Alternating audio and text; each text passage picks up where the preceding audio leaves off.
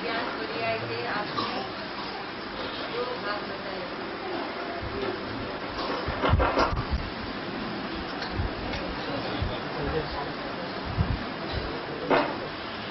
बाहर के ये ज्ञान पर्याय के आपने दो भाग बताए, एक सामान्य उपयोग लक्षण और दूसरा इंद्रिय ज्ञान।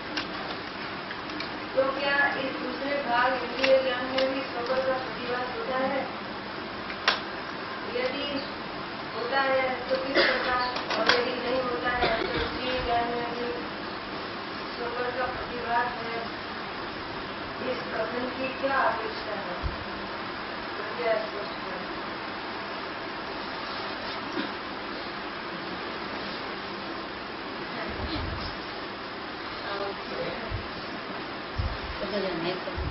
एक ज्ञान पर्याय के दो भाग हैं। एक ज्ञान पर्याय के दो भाग हैं, एक सामान्य उपयोग लक्षण। पर्याय एक ही है, पर्याय दो नहीं है, लेकिन पर्याय के दो भाग हैं। एक जो उसको उपयोग लक्षण तरीके जो भाग है उसमें तो स्वपर की व्यक्ति है, माने स्वपर का प्रतिभास मात्र है उसमें, और प्रतिभास मात्र ना तो वो बंध का कारण है और न मोक्ष का कारण है। प्रतिभास सुख का कारण है, उसमें कोई प्रयोग की विधि नहीं है। और इंद्रिय ज्ञान में भी स्वपर का प्रतिभास है, अतीन्द्रिय ज्ञान में भी स्वपर का प्रतिभास है, उपयोग में भी स्वपर का प्रतिभास है। इसलिए स्वपर का प्रतिभास वो कोई ज्ञान का कोई मूल लक्षण नहीं है। वो स्वपर का प्रतिभास तो सभी ज्ञानों में पाया जाता है। आप पंचाध्याय में 558 नंबर साधा है ना, इमान लिखू है कि अर्थ विकल्पात्मक माने स्वपर का प्रतिभास, स्व भी झलके ज्ञान में और पर भी झलके, तो दोनों का प्रतिभास तो हर एक ज्ञान में पाया जाता है, हर किसी के ज्ञान में। एक इंद्रिय के ज्ञान में भी स्वपर का प्रतिभास है, पंचेंद्रिय के ज्ञान में भी स्वपर का प्रतिभास है, अज्ञानी के ज्ञान में भी स्वपर का प्रतिभास है, और केवल ज्ञानी के ज्ञान में भी। इसलिए स्वपर प्रकाशक पना तो हरेक ज्ञान में होता ही है। इसलिए स्वपर प्रकाशक पना है वो ज्ञान का कारण, वो ज्ञान का लक्षण नहीं है। स्वपर प्रकाशक तो हरेक के पास है, इसलिए वो ज्ञान का लक्षण नहीं है। वो स्वपर प्रकाशक तो सबके पास है, लेकिन वो स्वपर प्रकाशक होने पर भी जो पर का लक्ष्य करता है तो उसे मिथ्या ज्ञान अज्ञान हो जाता है, और स्वपर प्रकाशक होने पर भी जो स्व का लक्ष्य करता है उसे सम्यक ज्ञान हो जाता है। क्या कहा?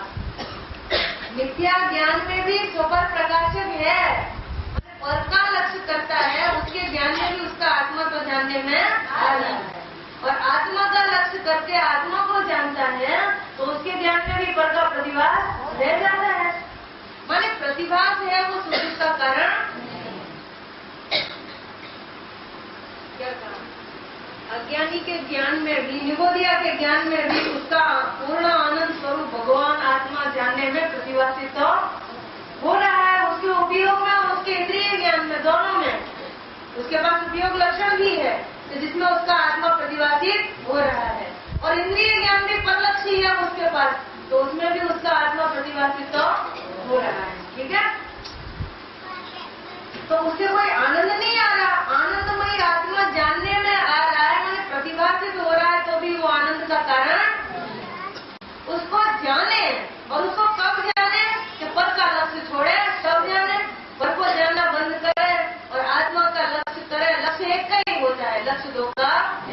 तो आत्मा का लक्ष्य करके आत्मा को जाने, तो वो आत्मा को एकांत आत्मा को जानना वो आनंद का कारण है। तो जो भले पल का प्रतिभास हो तो कोई उसमें तकलीफ नहीं है, वो दुख का कारण नहीं है।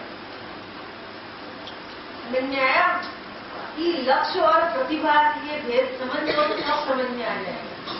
स्वपर प्रकाशक माने स्वपर का प्रतिभास मात्र है, झलक मात्र है, बस। उससे कोई प्रयोजन की स्थिति नहीं होती। प्रयोजन की स्थिति लक्ष्य से होती है। स्व का लक्ष्य करें तो मैं तो ये परमानंद स्वरूप, पूर्ण आनंद स्वरूप, परम भाव स्वरूप, जय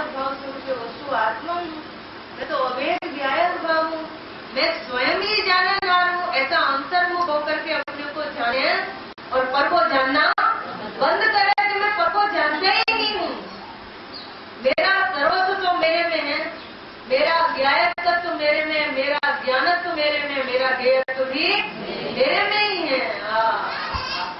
मेरा संपूर्ण सर्वस्व मेरे में ही है। मेरे से बाहर मेरा कुछ भी नहीं है। मैं ज्ञान स्वरूप स्वयं ही हूँ और ज्ञाता स्वरूप स्वयं ही हूँ और ज्ञेय स्वरूप भी स्वयं ही हूँ, स्वयं ही जानने में आता हूँ। अच्छा, मेरा सर्वस्व मेरे में ही है। मेरा ज्ञेय बाहर में, मेरे से बाहर, ज्ञान का ज्ञेय ज्ञान से बाहर माने तो वो बहिरात्मा है। क्या कहा? ज्ञान नु ज्ञेय ज्ञान થી બહાર માને એ બહિરાત્મા છે ને જ્ઞાન નું જ્ઞેય જ્ઞાન ની અંદર છે, જ્ઞાયક છે, એ અંતરાત્મા છે। એવું નિર્ણય નક્કી કરે ને સરખી રીતે। જ્ઞાન નું જ્ઞેય તો જ્ઞાન ની અંદર છે, જ્ઞાયક જ છે।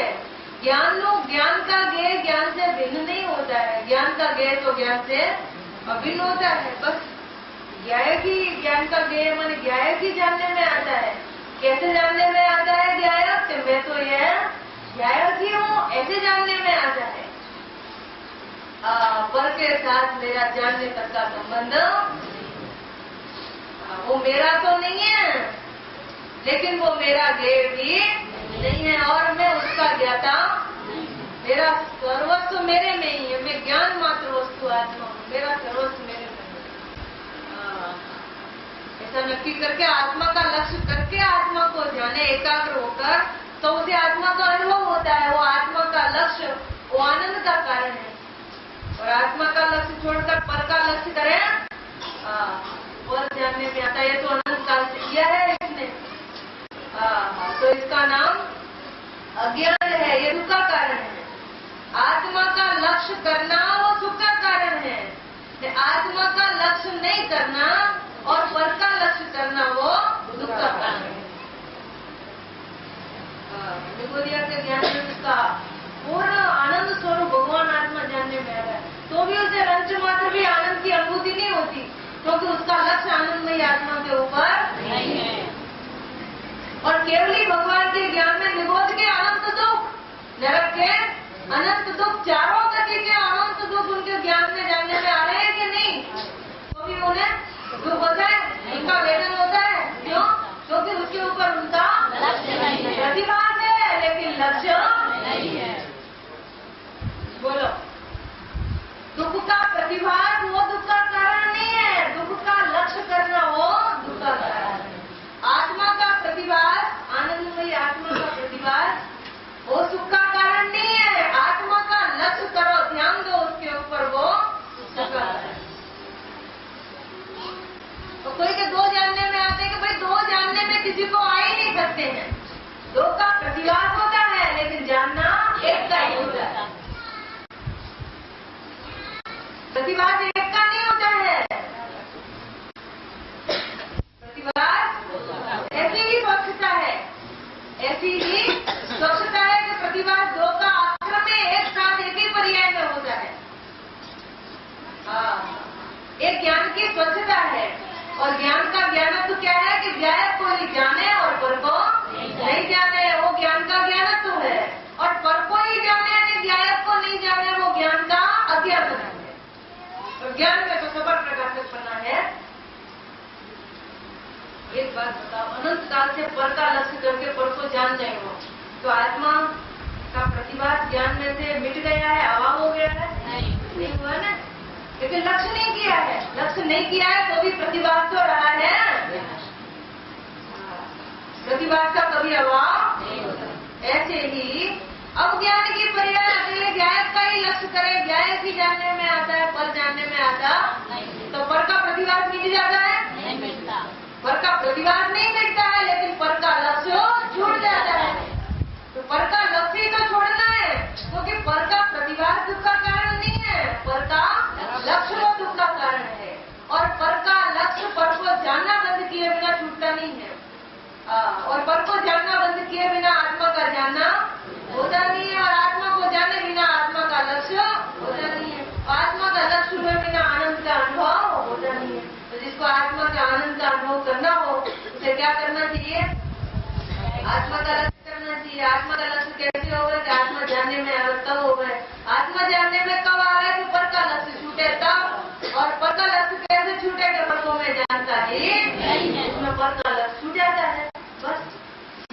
સાદી વાત છે એકદમ.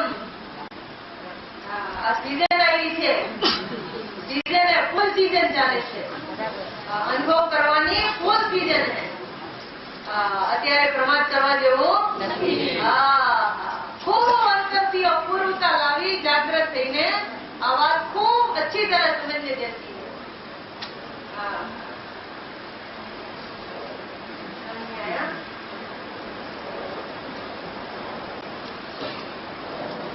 इंद्रिय ज्ञान में सुपर प्रकाशक बना है, अतीन्द्रिय ज्ञान में सुपर प्रकाशक बना है. तो दोनों का सुपर प्रकाशक बना अलग अलग है कि एक उपयोग लक्षण में सुपर प्रकाशक है, उसी की बात है. सुपर प्रकाशक के पीछे पड़ेगा.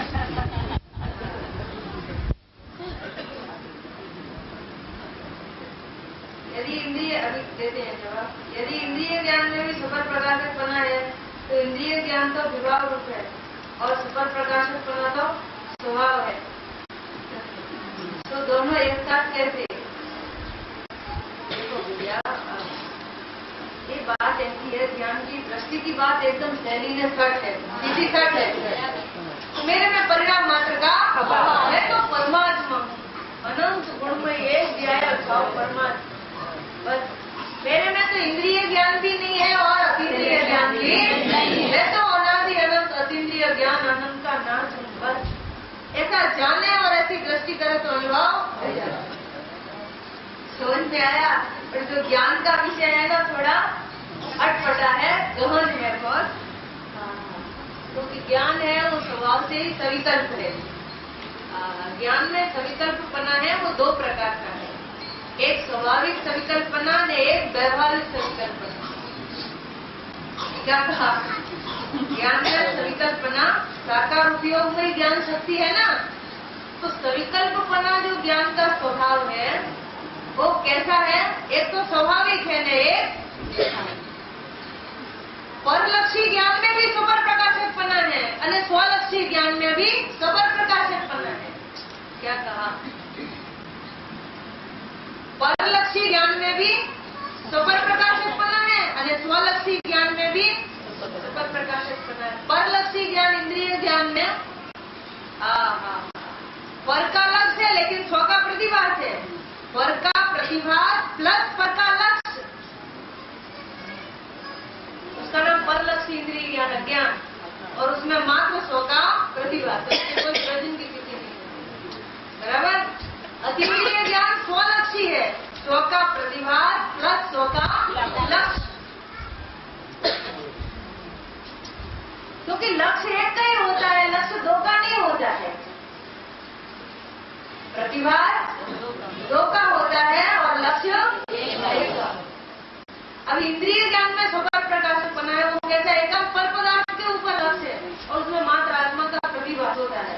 प्रतिभास होता है माने उसमें आत्मा का लक्ष्य होता नहीं, इसलिए उसमें आत्मा जानने में आता नहीं, इसलिए उसमें आनंद का अनुभव नहीं होता, इसलिए वो अज्ञान है. वो तो सुपर प्रकाशक बना है तो भी अज्ञान है.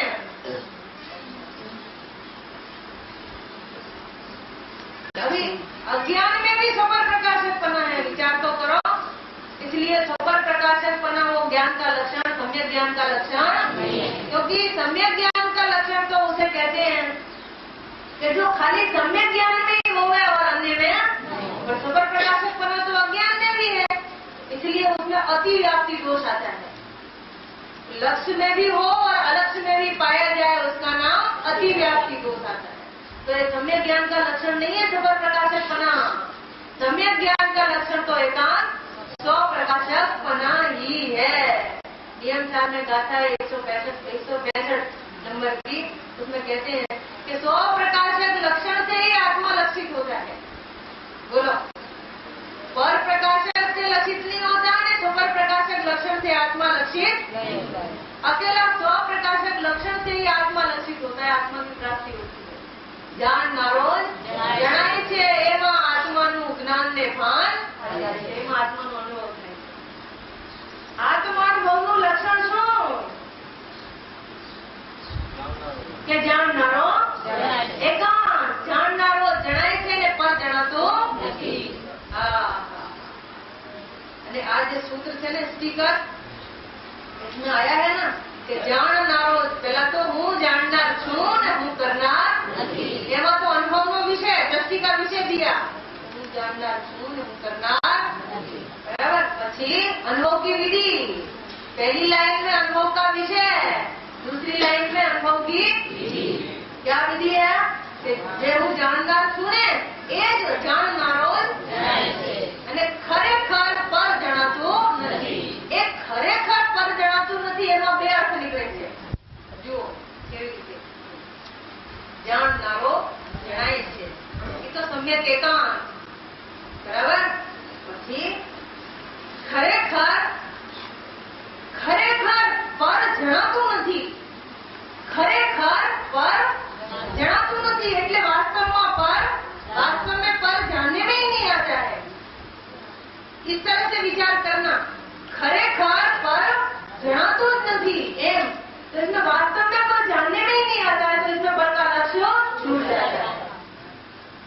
फिर दूसरी तरह से खरेखर पर जनातु नहीं એટલે કે બીજી રીતે ખરેખર જણાતું નથી પણ બીજી રીતે જણાય છે એટલે કે પ્રતિભાસે છે।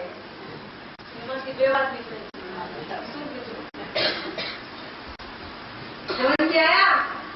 આમાંથી બે વાત નીકળે છે, પરનો લક્ષ્ય છૂટી જાય, ખરેખર પર જણાતું નથી એમાં, અને પરનો પ્રતિવાદ પણ રહી જાય।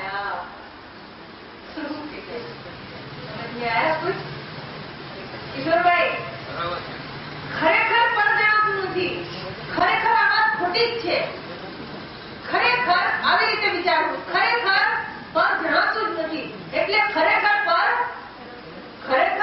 જણાતું જ નથી, એટલો જાણનારો જણાય છે ને ખરેખર પર જણાતું જ નથી, पर जानने में ही नहीं आता, वास्तव में पर जानने में ही नहीं आता है, तो उसमें पर का लक्ष्य छूट जाता है, क्योंकि वास्तव में जानने में नहीं आता है, इसलिए उसमें पर का लक्ष्य छूट जाता है।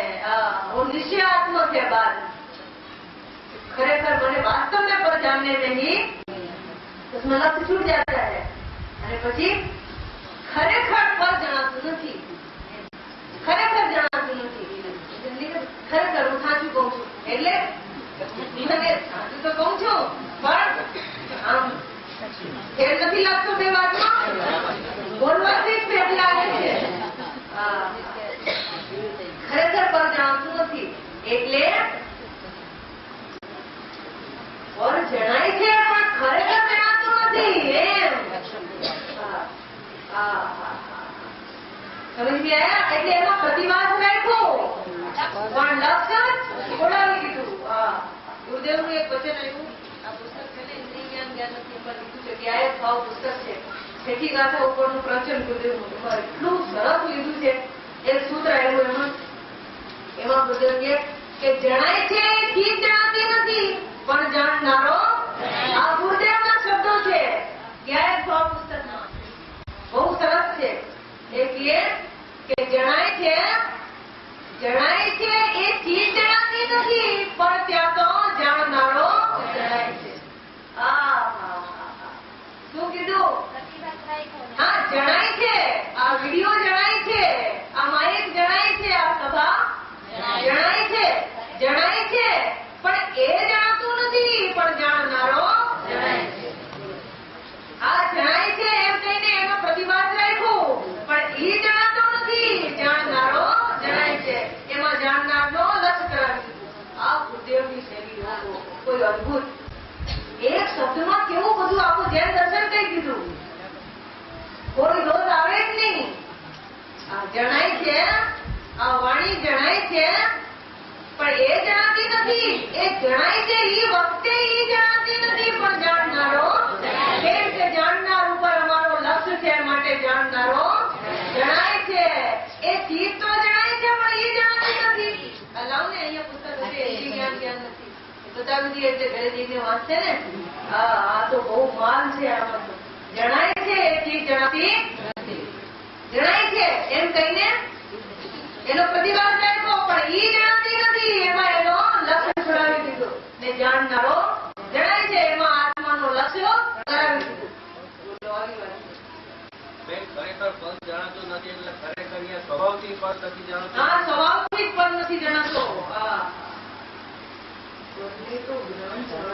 નથી. પરને જાણવું એ જ્ઞાનનો સ્વભાવમાં જ નથી. પરનું જાણવું તો પરનું જાણવું તો સ્વભાવમાં છે જ નહીં. અને આત્માનું જાણવું નિશ્ચયથી નથી.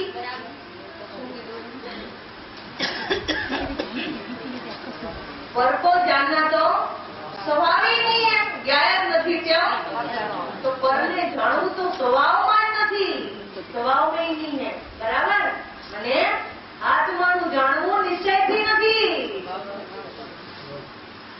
हाँ, आत्माનું જાણવું સ્વભાવથી જ છે.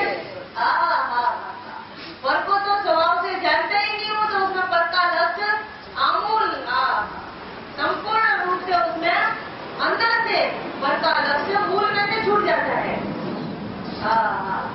पर को जानने का तो मेरा स्वभाव से ही पर को नहीं जानता हूँ. समझ में आया? तो उसमें पर का लक्ष्य स्वभाव से छूट जाता है. ठीक है? स्वाभाविक पणे छूटी जाए છે, મૂળમાંથી છૂટી જાય છે. અને આત્માનું જાણવું નિશ્ચયથી નથી. સ્વભાવથી જ છે. એટલે એમાં નિર્વિકલ્પ સ્વભાવનો અનુભવ નિર્વિકલ્પ થાય છે. નિર્વિકલ્પ સ્વભાવનો અનુભવ નિર્વિકલ્પને થાય છે. કેમ કે સ્વભાવથી જ જેમ આત્માને જાણે છે, નિશ્ચયથી જાણે છે, એમ કહેશો તો વ્યવહારથી પરને જાણે છે એમ આવી જશે ને. એમાં કઈ હાથમાં નહીં આવે. એકલી વાતો હાથમાં આવશે, એકલા વિકલ્પ હાથમાં આવશે, પણ આત્મા पर का जानना तो स्वभाव में ही नहीं है. इसलिए पर का जानना तो स्वभाव में ही नहीं है. इसलिए पर का जानना बंद हो जाता है. बराबर? અને આત્મા का जानना निश्चय से नहीं है. આત્માનું જાણવું તો સ્વભાવથી જ છે. બસ સ્વભાવ से ही जानता हूँ. स्वभाव से ही जानना. मैं तो स्वभाव से ही ज्ञायक हूँ. प्रथम तो मैं स्वभाव से ही ज्ञायक हूँ. ज्ञायकपणे अवस्थित हूँ. ज्ञायकपणे अवस्थित है. कैसा है ज्ञायक? एक तो ज्ञायक है ने वो करनार नहीं है एवो ज्ञायक है. અને એક જ્ઞાયક એક જ છે, પણ એક જ્ઞાયકના બે રૂપ છે. એક તો કરનાર નથી એવો એ રીતે જ્ઞાયક છે, ને એક પરને જાણતો નથી ને કેવલ પોતાને જ જાણે છે એવો જ્ઞાયક છે. કેવો છે જ્ઞાયક? કે પરિણામને કરતો નથી એવો જ્ઞાયક છે. અને એક કેવો છે જ્ઞાયક? કે પરિણામને જાણતો જ નથી એવો જ્ઞાયક છે. અને જાણનારને જ્ઞાયકને જાણે એવો જ જ્ઞાયક છે. એ રીતે આત્મા જ્ઞાયકપણે અનાદિ અનંત અવસ્થિત છે. क्या कहा? ज्ञायकपणे अनादि अनंत अवस्थित है. प्रत्यक्षानी 200 नंबરની ગાથામાં આવે. જ્ઞાયક ભાવ જ્ઞાયકપણે અવસ્થિત છે.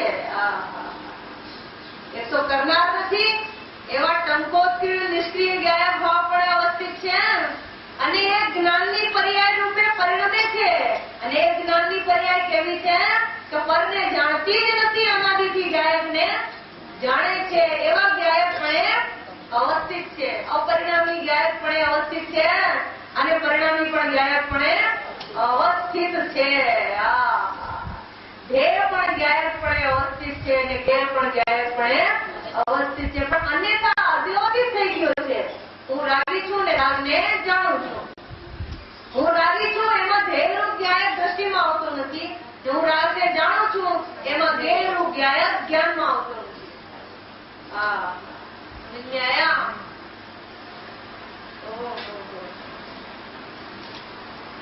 આવી વાત છે.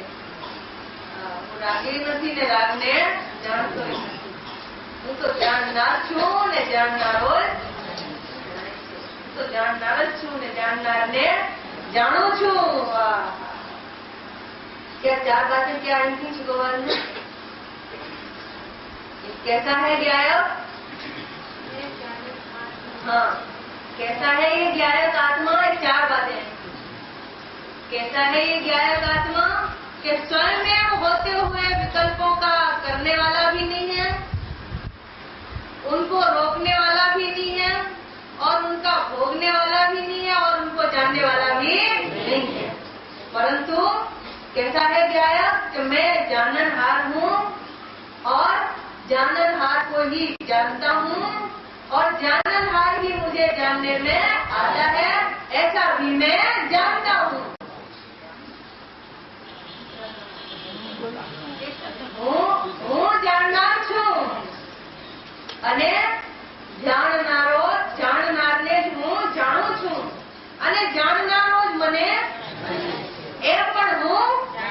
જાણનાર જણાય છે એમ નહીં, જાણનાર જણાય છે એમ હું જાણું છું, એમાં પેક થઈ જાય છે. ये वही बात है. मैं जाननहार हूँ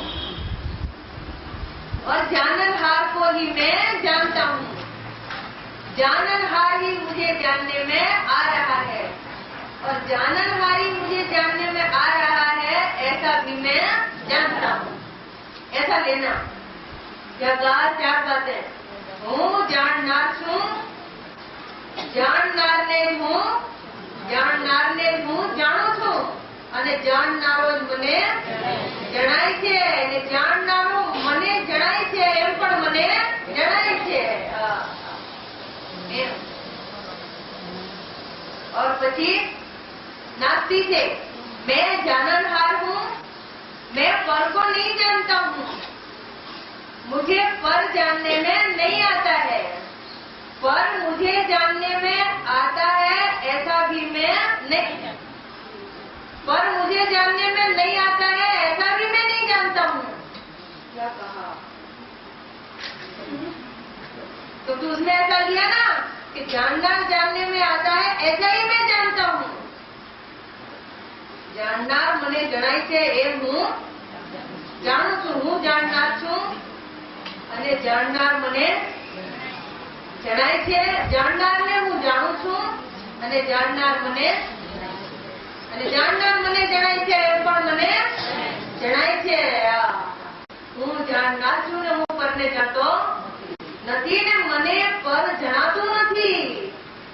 મને પર જણાય છે એમ પણ મને જણાતું નથી. કેમ કે જણાતું જ નથી તો એવું જણાય ક્યાંથી? જો મને પર જણાતું હોય તો મને પર જણાય છે એવું જણાય ને મને, પણ મને પર જણાતું નથી. એટલે મને પર જણાતું જ નથી એટલે મને પર જણાય છે એવું મને ક્યાંથી જણાય? આ છે ને બહુ અંદરની વાત છે.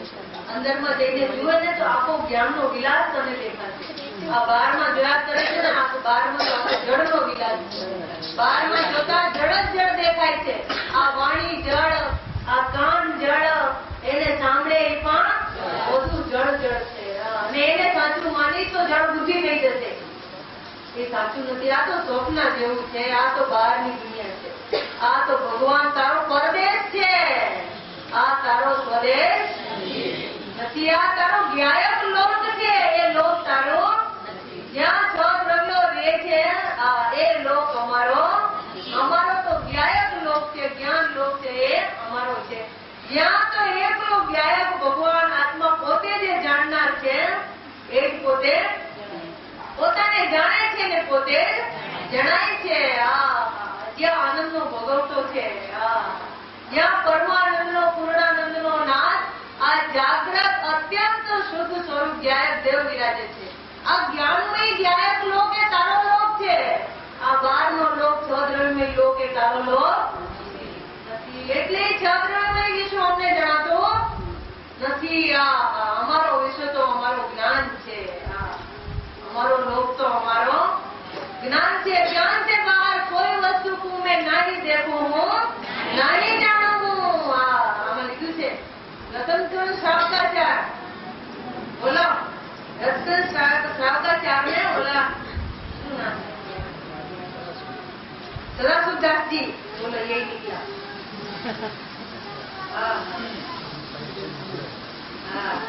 જે સમસ્ત વસ્તુ અમારા જ્ઞાનમાં ઝલકે છે તેનું હું અવલોકન કરું તો અમારા જ્ઞાન સિવાય બહારમાં કોઈ વસ્તુને હું નહીં દેખું હું, નહીં જાણું હું. બહારમાં કોઈ પણ વસ્તુને હું દેખતો નથી ને જાણતો નથી. દેખનાર આત્મા કેવો છે કે દેખનારને દેખે એવો દેખનાર છું. પરને દેખે એનું નામ દેખનાર નહીં. એ પરને જાણે એનું નામ જાણનાર. એ પરને જાણે એનું નામ જાણવાની ક્રિયા જ નથી. એ જાણનારને જાણે એનું નામ જાણવાની ક્રિયા છે. એ જાણવાની ક્રિયામાં હું નિષ્ક્રિય જાણનાર છું એમ જાણવામાં આવે છે. એને જાણવાની ક્રિયા કહેવામાં આવે છે. એ જાણવાની ક્રિયામાં જાણનાર સિવાય બીજું કાંઈ જણાતું નથી. એ દેખવાની ક્રિયામાં દેખના સિવાય બીજું કાંઈ દેખાતું નથી.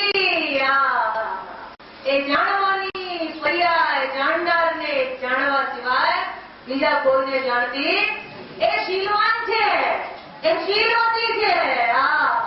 એનો પતિ ગાયક જ છે. એ ગાયકને છોડીને પરને વિષય બનાવતી નથી. એ શીલવાન છે, જ્ઞાનની પર્યાય હો. જાણવા દેખવાની પર્યાય. એમ સતી સ્ત્રીનો એક જ પતિ હોય, ભવો ભવ. પતિ ફરે કોકને એમ હોય છે. સમજ આયા? પુરાણમાં નથી આવતું? એમ કે છે કે ભાઈ તારી જ્ઞાનની પર્યાય શીલવાન છે ને, શીલવતી છે ને, इसलिए ज्ञान की पर्याय का पति सर्वस्व गे थे सबको ने एक गायकी है, गायकी थे है ने गायकी हे है. अरे અંદરમાં તો એવું છે કે જે ગાયક ભાવ, નિષ્ક્રિય ગાયક ભાવ સ્વરૂપ જે આત્મા છે ને, એટલો જ આત્મા ઉપાદેયપણે હું પણ જણાય છે કે હું જાણનાર છું, એટલો જ ઉપાદેયપણે જણાય છે. ને અંદરમાં આત્મા કો જાણને રૂપ જો પરિણામી આત્મા હો જાય ને, એમાં હું પણ નથી. એ પરિણામી આત્મા પણ લક્ષ્ય વગર અંદરમાં પ્રત્યક્ષ જણાય છે. પર ઉપર તો લક્ષ્ય નથી, પરને તો જાણતો જ નથી. એને જાણે એ તો વાત જ અહીંયા નથી. અહીંયા તો કહે છે કે જ્ઞાનની પર્યાયનો ભેદ દેખાતો નથી. અંદરમાં એકલો અપરિણામી રસકંદ ગાયક ભાવ જે વસ્તુ આત્મા છે ને, સામાન્ય ગાયક ભાવ, બસ એટલો જ હું આત્મા છું. એટલો જ આત્માપણે, ઉપાદેયપણે, એટલો ધ્યેયપણે એને જણાય છે. ધ્યેયને તો જાણે છે અને પરિણામી જે સ્વજ્ઞ થાય છે એ જણાય છે.